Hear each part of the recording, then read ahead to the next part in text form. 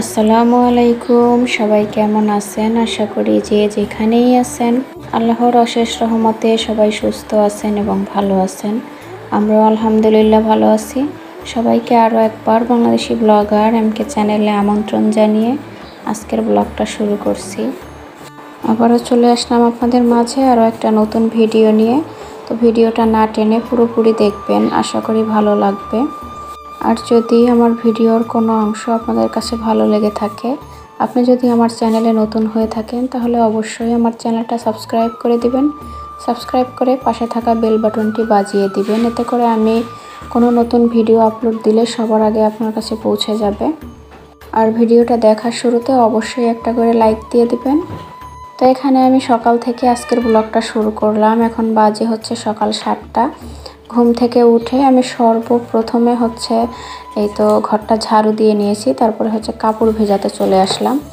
আজকে দেখলাম যে বাইরে প্রচণ্ড পরিমাণে রোদ, তো ভাবলাম সকাল সকাল কাপড়টা ধুলে শুকিয়ে যাবে, তো কাপড়টাকে একটু ভিজিয়ে রাখি, তাহলে ময়লাটা একটু কেটে যাবে। তারপরে কাপড় ভেজানো শেষে চলে আসলাম রান্নাঘরে ছেলের জন্য নাস্তা বানাতে। সবাই যেহেতু রোজা, কিন্তু ছেলে তো আর রোজা রাখতে পারে না, ও ছোট, তাই ওর জন্য আমি একটু তরকারি রান্না করছি। এখানে কালকে রাতে ওকে ডিম ভেজে দিয়েছিলাম, তো ডিমটা ও পুরোটা খায়নি, অর্ধেকটা আছে, ওইটা দিয়ে আমি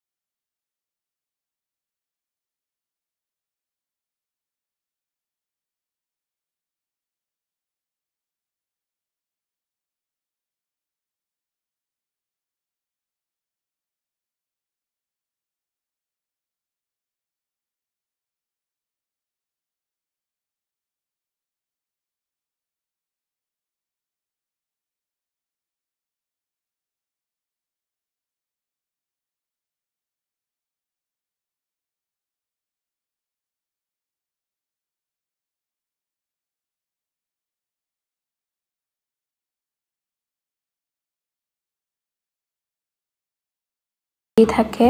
সব কাজ বলতে গেলে একটু বেশি বেশি করা লাগে রোজা রেখে। তার উপরে এবছর যে গরম পড়েছে বলা তো আর লাগে না, এটা সবাই জানে। একটু কষ্ট হয়ে যায় আর কি সব মিলিয়ে। তো এখানে ছেলের নাস্তাটা তো আমি রেডি করে নিলাম। এই তো বক্সে ভাত দিয়েছি, তরকারি দিয়েছি, এগুলো দুপুরে খাবে।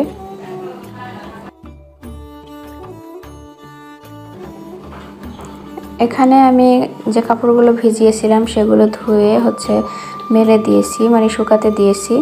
শুকিয়ে যাবে, যে পরিমাণে তাপ বাইরে, একটুর ভেতরেই শুকিয়ে যায় কাপড়। তো সবগুলো কাপড় আমার মেলা হয়ে গেছে। এখন ওই দিকটা অনেক কাজ পড়ে আছে, সেগুলো করব।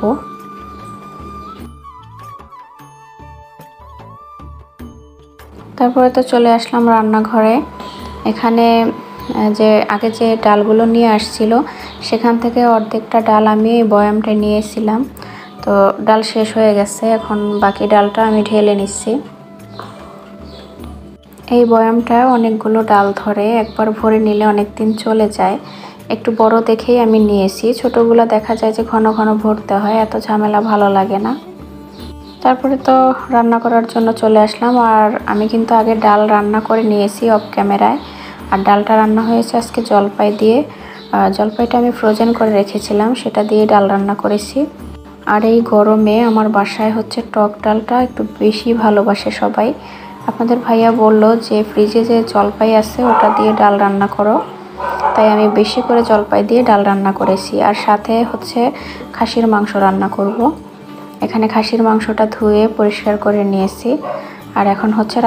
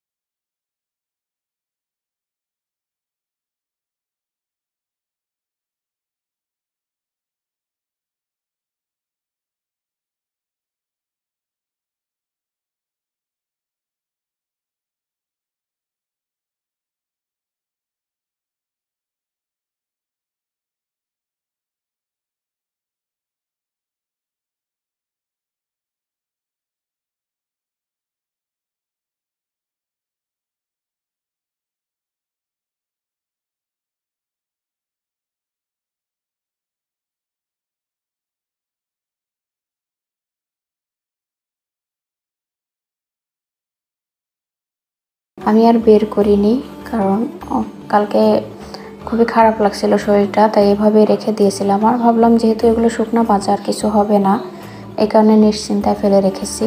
তো কি নিয়ে আসছে দেখিয়ে দেই। এখানে হচ্ছে গরম মশলা শেষ হয়ে গিয়েছিল, তাই বেশি করে দারুচিনি নিয়ে আসছে। আর হচ্ছে চিনি, সাথে বুট নিয়ে আসছে। বুট শেষ হয়ে গিয়েছিল, চিনিটাও শেষ হয়ে গিয়েছিল। রমজান মাসে কিন্তু চিনি, বুট, সব কিছু, বেসন, মানে এগুলো একটু বেশিই লাগে।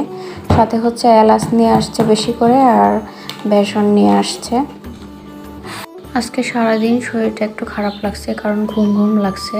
কালকে রাতে ঘুম হয়নি। কালকে মাঝরাতে হচ্ছে আমাদের সবাইকে কান্না করতে হয়েছে। কেন কান্না করতে হয়েছে সেটা আপনাদেরকে বলি। আমরা যে একটা বিড়াল পালি সেটার নাম দিয়ানা, আপনারা সবাই জানেন। তো ওকে হচ্ছে কালকে ওষুধ খাওয়ানো হয়েছে, ওর ঠান্ডা লেগেছে। তো ওষুধটা খুবই বাজে গন্ধ, তো ওর কাছেও হয়তো খারাপ লেগেছে। খাওয়ার সাথে সাথে ও বমি করেছে, তারপরে বারান্দায় গিয়ে বসে রয়েছে। আর আমরা তো এদিকে ঘুমিয়ে গিয়েছিলাম। তারপরে হয়েছে কি, সেহেরি খেতে উঠে ওকে আর পাওয়া যাচ্ছে না। তো ওকে না পেয়ে আমাদের সবার তো চোখে পানি চলে আসছে, কারণ ওকে আমরা এই 1 মাসে খুবই ভালোবেসে ফেলেছি।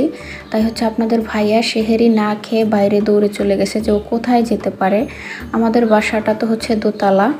তারপরে হচ্ছে বাইরে গিয়ে দেখলো যে আমাদের সামনের বাসার একটা রুমের ভেতরে ও খাবার খাচ্ছে, দুধ কলা দিয়ে ভাত খাচ্ছে। মানে ওই বাসার মহিলাটা ওকে খাবার দিয়েছে। তো আপনাদের ভাইয়া যখন দিয়ানা বলে ডাকলো, তো ও সাড়া দিয়েছে। তারপরে ওকে নিয়ে আসলো বাসায়। ওকে পাওয়াতে আমরা খুবই খুশি, খুবই, মানে বলে বোঝাতে পারবো না। ওর জন্য আমাদের সবার চোখে পানি চলে আসছে। ওকে আমরা এতটা ভালোবাসি। সবচাইতে বেশি কষ্ট পেয়েছে হচ্ছে আমার ছেলে, কারণ ও হচ্ছে ওকে ছাড়া এক মুহূর্তও কাটাতে পারে না। সেটা তো আপনারা দেখেই বুঝতে পারেন। তো দিয়ানাকে যখন বাসায় নিয়ে আসলো, দিয়ানাও একেবারে চুপচাপ হয়ে গেছে, হয়তো বা ভয় পেয়েছে, দোতলা থেকে লাফ দিয়েছে, একটু ব্যথাও তো পেতে পারে। তাই হচ্ছে ওকে বলল যে আজকে ডাক্তারের কাছে নিয়ে যাবে। এটা হচ্ছে রাতের বেলার ভিডিও, আমরা যখন সবাই মিলে একটু বিশ্রাম নিচ্ছিলাম। আর এদিকে আমার ছেলে দেখেন মার্বেল নিয়ে খেলা করছে। এগুলোকে আমি ছোটোবেলা থেকে মার্বেলই বলি, তো কে কি বলেন তা তো আর জানি না, কিন্তু এগুলো দিয়েও হচ্ছে খেলা করছে। এগুলো ওর নানু গ্রাম থেকে নিয়ে আসছিল, তো এগুলো দিয়েও বসে বসে খেলা করে। আমার তো ওকে খেলতে দেখে ছোটোবেলার কথা মনে পড়ে গেল। আর এখানে প্রচণ্ড পরিমাণে গরম, মানে এখনও ফ্যান লাগানো হয়নি এই রুমটাতে। ও এখানে বসে বসেই খেলা করছে। এখানটা একটু জায়গা বেশি, তাই হচ্ছে এখানে বসেই খেলা করে। তো বন্ধুরা, আজকের মতো ভিডিওটা এখানেই শেষ করছি। সবাই সুস্থ থাকবেন, ভালো থাকবেন। দেখা হবে পরবর্তী কোনো নতুন ভিডিওতে। আল্লাহ হাফেজ।